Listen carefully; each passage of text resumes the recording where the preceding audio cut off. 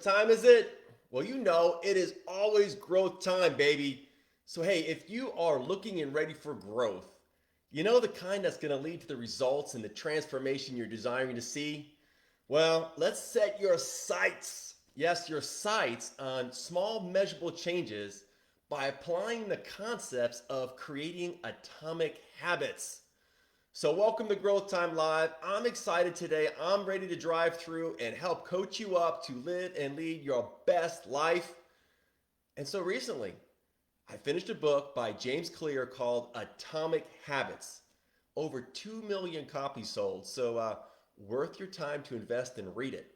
But here's the short summary from the book Atomic Habits. Number one is that people, groups, organizations can improve. If they can focus on improving by just 1% every day, they're going to see remarkable results.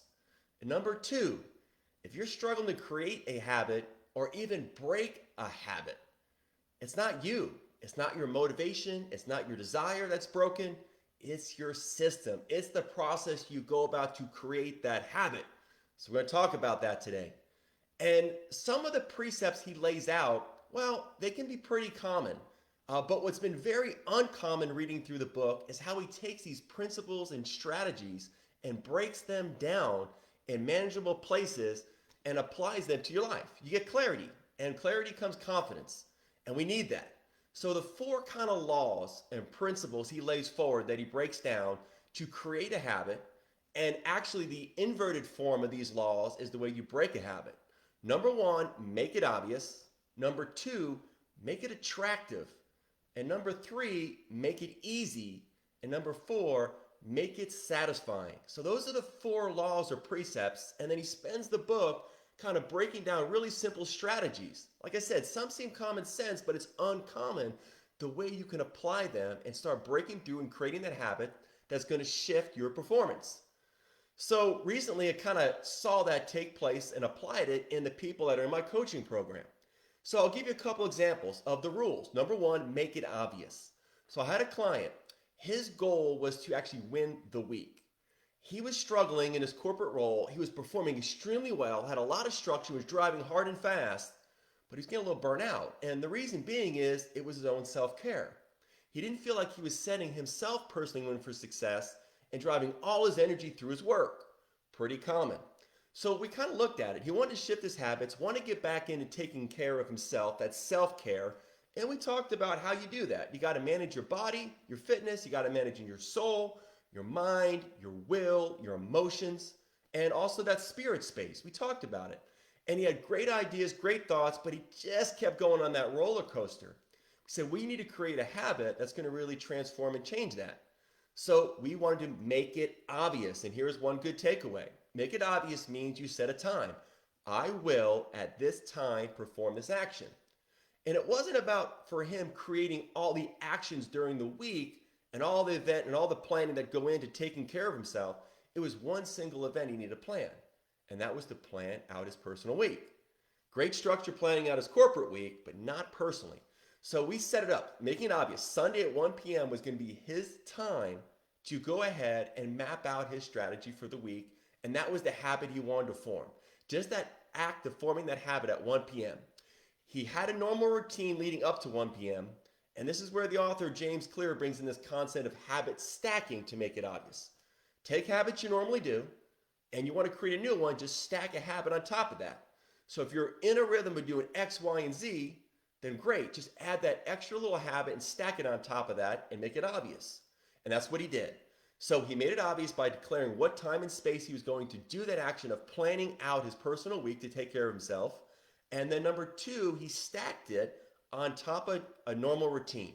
Sunday, his routine was done in the morning. He was done at 1. He felt accomplished. And then he was going to go stack and plan out his week to take care of himself. Number two, make it easy. That's part of the law. And here's how you do it. I had one particular client in the coaching program who had a great vision. We unpacked and unlocked this great vision, but it required a lot of work. And it was going to combine his skills and his purpose with meaningful pursuit, but yet it took time. It's going to take labor for him to put this in place.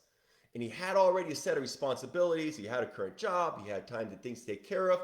And he gets busy.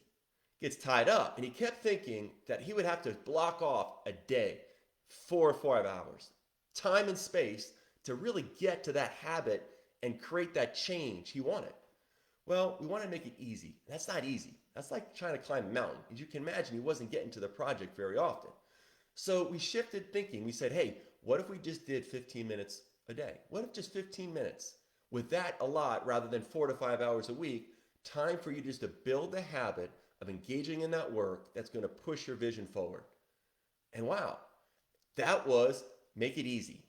Number two was make it attractive. When would be a time and place where this would be attractive to do? When had he already seen success of building a habit that he could actually do it after the ones he's already built and enjoyed to go do? That came into lunchtime. His work time, he had lunch, he had an hour. Typically, maybe he'd go out and get refreshed or go for a walk, but he loved his food. He grabbed his food and he said, I could stack that right in and make it attractive by doing it while I eat. My creative juices are flowing. I'm ready to eat. I enjoy it. I could bake that in. And boom, he was off and running. So make it easy. Make the habit easy. Make it attractive. The third one, make it satisfying. Here was a great takeaway I had. Another person in the coaching program. And what we found is that, like many, he was in that roller coaster of fitness. And when you don't show up and take care of your fitness and your health, your energy drags, your mindset drags, your emotions drag. It affects all of you. So we had to come up with a plan to get back on that wagon, but also create a habit. And for him, what was important is affirmation and recognition. So we went to the age-old calendar system. He created a calendar, a habit calendar. Now that's pretty common sense, right? But look, got to plug in the battery right there. But that's common sense. But creating that strategy really made an impact. He marked off that calendar, highlighted it, put it in front of him, saw each day he completed the habit, and he was performing real well. Remarkable changes, remarkable results. So I really enjoyed the book. It brought clarity to actually how to create those small little habits, a little format to it, and then go apply it. So the question you want to think about today is, how about you? What habit do you need to create? What habit do you need to change or shift and get results? What needs to happen? What habit needs to happen that's going to be productive for you? Assess that, review what habits you're currently doing that are effective, and then really follow those 4 laws. Make it obvious, make it attractive, make it easy, and actually make it satisfying. Now I'll say this is part 2. Here's a thought I want to share with you as it applies to your growth. One of the most impactful places I know and I've seen that helps people break through is forming the habits that go into self-care. Yeah, taking care of you. So that goes into the more you take care of yourself, the more personal liberty you have. Talk about that. The power of personal liberty. It's a growth zone we all need to walk through where we grow to experience a greater internal freedom. A freedom that allows us to be our best self, show the best God version of us, and really make a massive impact. And that's important. We want to be able to do that. So in this space, when we're thinking about the power of personal liberty, we're talking about habits. I actually created 3 simple habits that I've seen very effectively work, that don't take a lot of time, that are easy, that could start the journey to free up your space, to free you up so you can show up your best. I actually created a webinar not too long ago called Breaking Through the Stress Barrier. It's a free webinar offer where you can learn the 3 kind of shifts, the 3 kind of habits that will help you de-stress, be at peace, build more confidence, manage yourself better in terms of your well-being, your body, your soul, and that spirit space, so you can be your best. You can show up. Just those little small changes in habits will see remarkable results. So look, those 3 in quick are your morning mindset, your midnight mirror, and your eagle soars. So there's a lot to break down, but this growth time version is really short. I want to talk about creating habits, some ideas how to go do it to empower you guys forward. But look, go to mygrowthtime.com, click on mygrowthtime.com, and then go to Q's Corner. So click on Q's Corner, scroll down, and you'll find a free webinar called Breaking Through the Stress Barrier.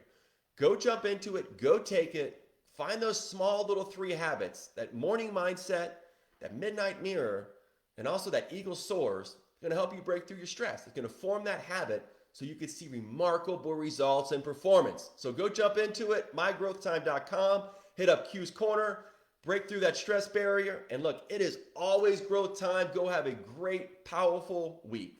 All right, what time is it? It's always growth time, baby.